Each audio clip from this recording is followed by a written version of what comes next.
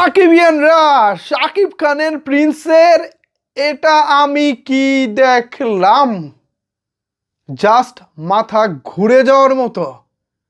আফগানি পাঠান শাকিব খানের প্রিন্স সিনেমায় খুব সম্ভবত ভিলেন হিসেবে আমরা এই ভদ্রলোককে দেখতে চলেছি, কিন্তু এই ভদ্রলোকের চেহারাটা আসলে কেমন এটা কিন্তু বোঝা যাচ্ছে না।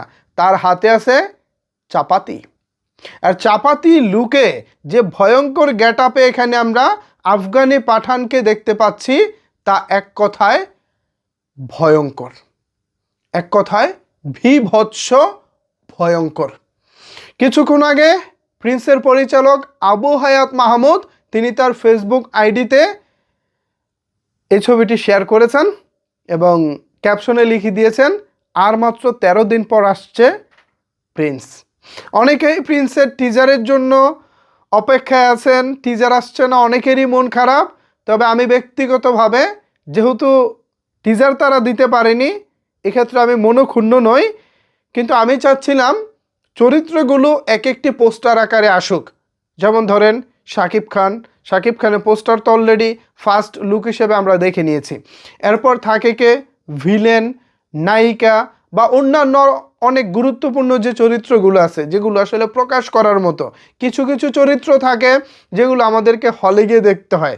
যেমন ধরুন বরবাদে আমরা যিশু সেনগুপ্তের যেই চরিত্রটা ছিল, সেই চরিত্রের সিনেমা রিলিজের আগে খুব বেশি ফোকাস হতে দেখিনি, বাট হলে গিয়ে দেখেছি যিশু সেনগুপ্তের চরিত্রটা কতটা ভয়ঙ্কর ছিল। এরকমই বেশ কিছু চরিত্র কিন্তু প্রিন্সেও থাকছে। এমন কিছু চরিত্র প্রিন্সে থাকছে এবং ভিলেন হিসেবে এমন চমক থাকছে যেটা আসলে সত্যিকার অর্থে আমরা এখনও কল্পনাও করতে পারছি না। আমি ইন্টারনাল অনেক খবর পেয়েছি, অনেক খবর জেনেছি। আসলে কিছু কিছু বলতে নিষেধ করা আছে, সব কিছু তো আর আসলে বলা যায় না। তবে এতটুকু বলতে হয়, প্রিন্স আপনাকে আমাকে চমকে দিতে আসছে আগামী রোজার ঈদে। খুব বেশি সময় বাকি নেই, আর মাত্র 13 দিন পর আসছে। কেমন হতে পারে এই ধামাকাটি?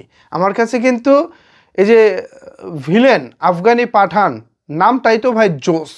আফগানি পাঠান মানে অনেকটা পাঠান বংশদের মতো, আফগানিস্তানের পাঠান কিংবা পাকিস্তানি পাঠান, হেভি দেহ এবং হচ্ছে পুরো পাঠানের মতো কার্যকলাপ হয় না, আগে শুনতাম।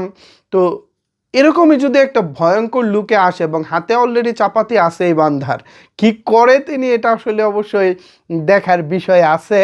তবে আমি একটা বিষয় ভেবে খুবই ভালো লাগছে আমার, সেটা হলো এখনো পর্যন্ত প্রিন্স থেকে যা কিছু এসেছে মোটামুটি ম্যাক্সিমাম কোয়ালিটিফুল প্রোডাক্ট আসতেছে।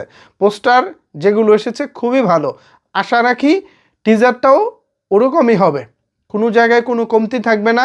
এক কথায় জোস পোস্টার আসবে এবং এক একটি পোস্টার সামাজিক যোগাযোগ মাধ্যমে যেভাবে ভাইরাল হচ্ছে, আই থিঙ্ক জোস কিছু আসতে চলেছে। তো ভিউয়ার্স, এই বিষয়ে আপনাদের মতামত কি ভাবছেন জানাতে পারেন আপনার মতামত নিচের কমেন্টস বক্সে, মানে এই ভিলেনটাকে নিয়ে। ধন্যবাদ সবাইকে এতক্ষণ আমার সাথে থাকার জন্য।